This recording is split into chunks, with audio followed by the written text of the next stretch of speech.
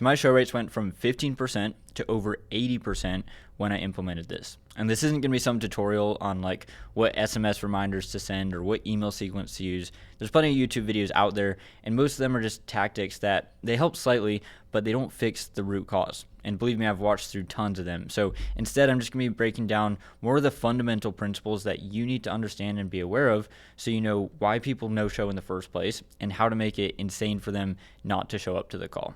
So when it comes to improving your show up rate, there's really two things you have to look at. First, you have to understand how and why people buy in the first place, okay? And that's more what we're going to be talking about in this video. The other aspect is just nailing the fundamentals, having a pre-call sequence in place with, emails, SMS, a good VSL. There's lots of videos out there, and you probably are aware of that information. So that's not really what we're going to be going over in this video. This video is, kind of figuring out why people don't show up in the first place and then being able to use your marketing effectively to make sure that they show up. So you have to ask yourself, why would someone not show up? Generally, it's one of two reasons. They either totally forget about it, which that can be solved with just, reminders, email sequences, stuff like that. More often than not is they don't see it as important enough, so they don't really prioritize it and they don't make sure that they'll show up, okay? Now, the way I like to think about it is like, if you had a call with Alex Hormozi, you probably wouldn't miss it. You'd set tons of alarms, you'd add it to your calendar, you'd be talking to your friends like, hey, just booked a call with Alex Hormozi, I'm pumped for it, right? So with that point of view, how do you make your service, whether you're an agency, whether you're a coach, how do you position yourself as the Alex Hormozi that someone's just not going to miss, right? And to be honest, there's a few ways of doing this, but the biggest thing here is like your marketing material before they even book the call, okay? Your marketing material should be ideally doing 90% of the heavy lifting for you.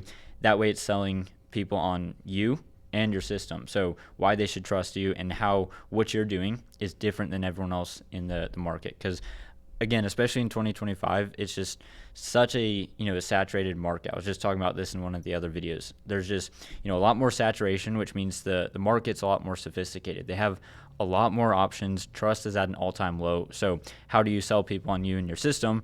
Well, you do that with your marketing and your content, okay?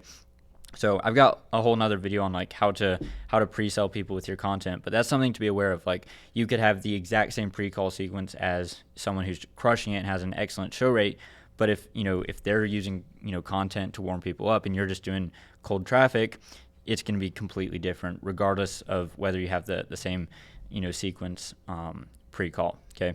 Now another thing to be aware of is the traffic source. So I remember when I was running local ads, I was in the very small market. So I was basically positioning myself as the local authority in Santa Clarita. So it was a smallish, small, it's like 300,000 people, but still I was kind of the king of the mountain in that local area. And because of that, with all my marketing, I was seen as an authority, and the prospects who booked in, it was at like a 70-something% show rate. Like most of them would show up, and 70% is still pretty good. So when I was doing that, nothing changed, but then I went to a nationwide offer. So I was running the ads all throughout the United States, and nothing changed with my marketing, my ads, my pre-call sequence, but just making that switch from running it locally to nationwide, the show rate dropped down to like 10%. It was really bad. So it goes to show like your traffic source does play a big part in it. So making sure that you know who's actually booking in with you, right? If this is someone who's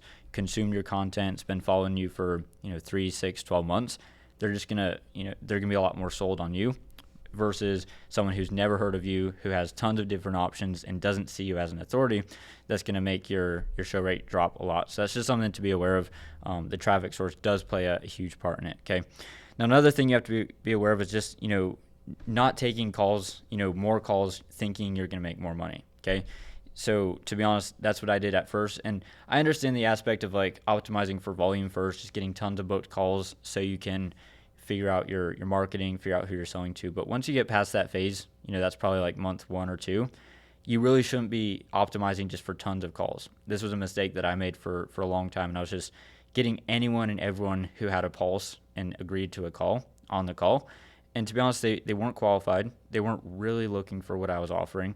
And because of that, they just had no reason to show up. So instead of optimizing for more calls, honestly put a lot more friction in place. And you can do that with like your qualifying questions and making sure that you're honestly booking less calls, but the people who book with you are actually hungry for what you're offering. Whether you're an agency owner or a coach, these concepts still apply. So what it will mean is you have more stress and you're wasting a lot more time by taking these unqualified calls. Okay.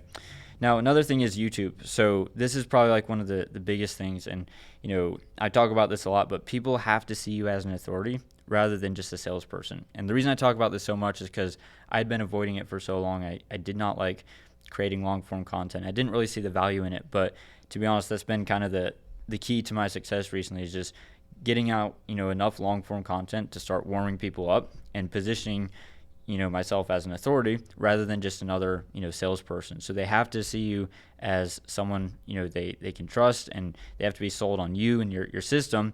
Otherwise, they're not going to show up, right? They'll have no reason to show up. So they need to show up to the call already knowing you, liking you, and trusting you. Okay. And another thing is, get them to binge watch your content before the call. So ideally, if you can send them one video in your pre-call sequence, get them to your channel, and then get them to binge watch, ideally like, 7 hours of content, they're gonna be a lot more sold on you and your offer before you ever speak with them. Okay.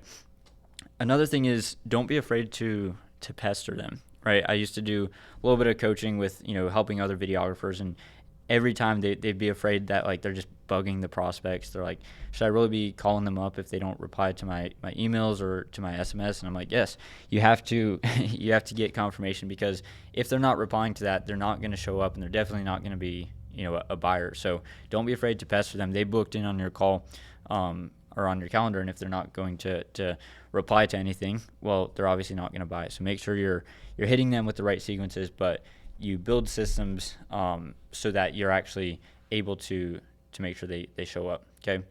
And something to be aware of is like your prospects, they don't wake up just dying to take, a sales call with John from, XYZ agency, right?